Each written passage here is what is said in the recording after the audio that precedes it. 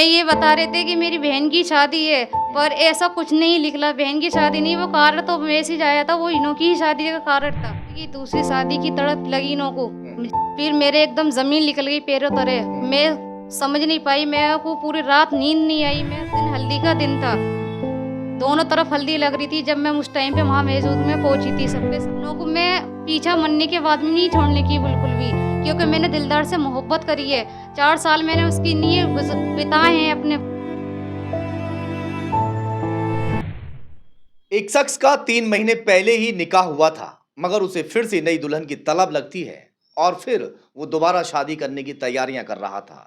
मगर जैसे ही उस दुल्हन को मालूम होता है कि वो दूसरी शादी करने की उसके घर में तैयारियां चल रही हैं, वो आनन फानन में दुल्हन के घर पर पहुंचती है जिससे शादी होने वाली थी और जाकर सारी सच्चाई बताती है, निकाहनामा दिखाती है।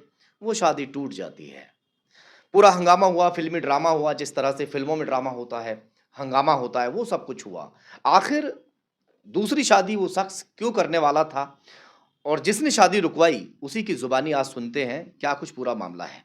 क्या नाम है आपका? नाजिश नाम है, दिल्ली की रहने वाली हूँ, भजनपुरा। क्या मैटर है ये और ये जो लड़का है, इसका क्या नाम है? ये कहाँ का रहने वाला है? ये रहने वाला जलालपुर का है।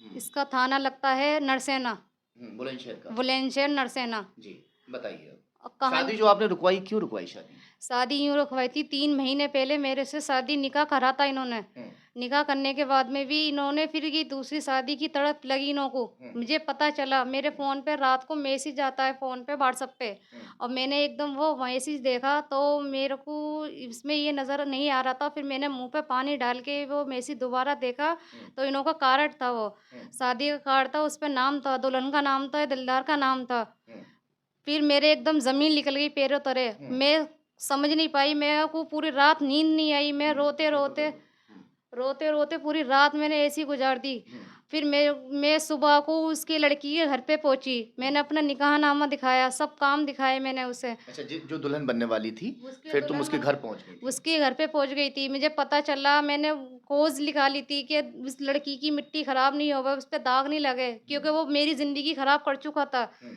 मैं चाहती थी उसकी इज़्ज़त बनी रहे, इसीलिए मैं उसके घर पर पहुँच गई। हुँ, पहुँचने के बाद में हुँ, तो मैंने उसे सारी कहानी बताई अपनी, हुँ, कि 4 साल से कि मेरे साथ में रह रहे हैं, शादी के वादे कर रहे हैं, कस्में खा रहे हैं हुँ। कि हाँ, शादी करूँगा, मैं तुझसे करूँगा, तेरे मतलब सिवा। निकाह से पहले इस निकाह से पहले कि 4 साल पहले, 4 साल तक मतलब मेरे साथ रहे थे ये, हुँ, कि 4 वादे करते आ रहे थे, हुँ, कस्में पे कस्में खाते आ रहे थे हुँ, कि हाँ, मैं तुझसे शादी करूँगा। हुँ। तो तो इन्हों शादी हो भी तो गई आपकी? शादी अब 3 महीने पहले लो इन्होंने करते रहो, हाँ। करके 3 महीने पहले आके करी है इन्होंने शादी मुझसे, हुँ, कि हाँ, 3 महीने हुए हैं शादी को।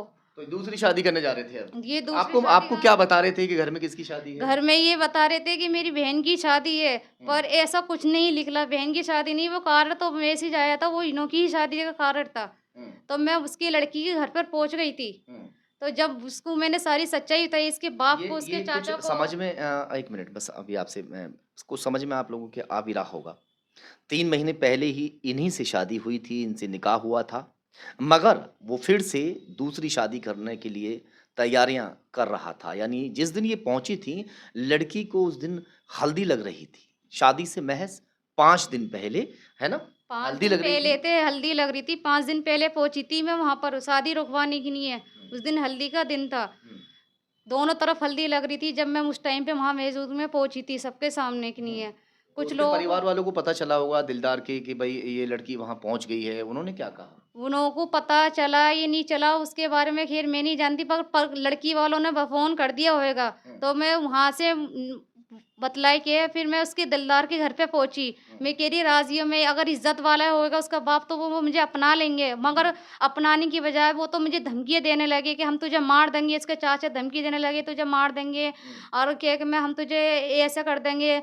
और अब तो मेरी जान पे भी खतरा बन चुका है हुँ, कि अब वो मुझे अपनाने को भी तैयार नहीं है, और मेरे जान पे भी इतना खतरा है कि दिलदार भी अपनाने के लिए तैयार नहीं है, कोई अपनाने के लिए तैयार नहीं है। मैं तो बहुत परेशान हूँ, बहुत लाचार हूँ। मुझे बस मैंने एक कंप्लेंट भी डाली थी, पुलिस कंप्लेंट को कंप्लेंट आपने डाल दी है? पुलिस को कंप्लेंट भी डाली थी मैंने। डेट कम भी थी ना आज आपकी? आज की तारीख भी थी, मैं अपनी तारीख पे भी आई थी, पर मेरी तारीख नहीं लग पाई थी, किसी कारण वो मैडम नहीं आई थी, इसी वजह से मेरी तारीख नहीं हो पाई थी, अगली डेट मिल गई है मुझे। कि चाचा ये बोल रहे हैं कि मरवा देंगे, अब मैं मरने के बाद में भी पीछा नहीं छोड़ने की, मेरी रोमाई उन लोगों के तड़प उठेगी, उन लोगों को मैं पीछा मरने के बाद में नहीं छोड़ने की बिल्कुल भी, क्योंकि मैंने दिलदार से मोहब्बत करी है। 4 साल मैंने उसके लिए बिताए हैं, अपने पूरे 4 साल बिताए, उसके साथ में 4 साल रही हूँ मैं।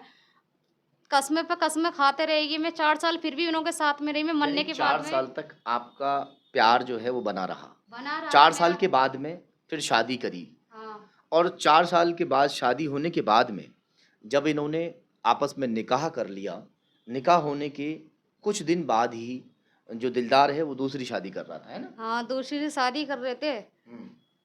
अब दिलदार से बातचीत नहीं होती है? 3 महीने हो गए, मेरे से कोई नहीं, फ़ोन पे मैसेज नहीं, कुछ बात, कुछ भी नहीं हो रही। ना ही उसके घर वाले मुझे मिलने दे रहे हैं उससे, बिल्कुल भी नहीं मिलने दे रहे हैं, और मुझे तो अपनी जान पे भी खतरा हो गया है अब। अच्छा ये बताइए कि जो दिलदार है, हाँ। इससे कैसे आपके कॉन्टैक्ट बने? कैसे आप दोनों रिलेशन में आए? रिलेशन में ऐसे आए थे कि इन्हों की नए नंबर से कॉल आई थी। रॉन्ग नंबर आया? रॉन्ग नंबर से कॉल आई थी। मैंने मना करा था इनसे बात करने के लिए, पर भी इन्होंने फिर भी नए-नए नंबरों से कॉल पे बात करते रहे मुझसे ये। फिर मैंने ये सोचा मैं कि कोई बात नहीं, बात करके देखती हूँ। मेरे दिल में भी एक फीलिंग जागी। मैंने इन्होंसे बात करी। बात करने के बाद में इन्होंने मुझे सब कुछ बताया अपने बारे में। फिर मैंने अपने बारे में सब कुछ बताया। फिर हमारी बात आगे भी चलती रही, चलती रही। ऐसे चलते-चलते पूरी 4 सालें बीत गई। मैंने अपनी पूरी 4 साल इन लोगों को बर्बाद कर दी। मैंने अपनी उन लोगों के ऊपर कुर्बान कर दी। पर भी ये सब मेरा नहीं हुआ। मैंने पूरी मोहब्बत अपने दिल से करी थी, दिलदार से। अब क्या चाहती हो अब आप? मैं ये चाहती हूँ दिलदार, तुम्हारे पास अब भी टाइम है कि मेरे पास तुम लौट जाओ, आ जाओ, कि अब भी तुम्हारे पास टाइम है, अब भी तुम मेरे पास आ जाओ, अब भी कुछ नहीं बिगड़ा, आप आ सकते हो। मेरी मोहब्बत अब भी तुम्हारे लिए ऐसी ही बरकरार कुछ है। मजबूरी भी तो हो सकती है उसकी। क्या मजबूरी होएगी? घर वालों की मजबूरी होगी, घर वाले ही हमें दूर करवा रहे हैं उसके बस, और कुछ मजबूरी नहीं हो सकती उसकी। उसके चाचा बाप बाप ये बोल रहे हैं या मरने की मुझे धमकी दे सकते हैं, तो वो अपने बेटे को क्या नहीं कर सकते? आपके सब कुछ पास कर सबूत सकते है हैं। आपका निकाह हुआ था? मेरे निकाह पास सबूत है, निकाह है, नामा है रहने इसका। दीजिए, हाँ ठीक है। निकाहनामा है सब आपके हाँ, पास? सब है मेरे पास। अच्छा। हाँ। तो भाई ये वजह थी जिस वजह से इन्होंने उस लड़की के घर पर पहुंची कि तुम्हारी ज़िंदगी बर्बाद ना हो जाए, तुम्हारी ज़िंदगी तबाह ना हो जाए। वो शख्स पहले से शादीशुदा है, वो मुझसे निकाह कर चुका है। ये सारी सच्चाई इन्होंने बताई कि शादी तोड़वाने की जो वजह थी वो ये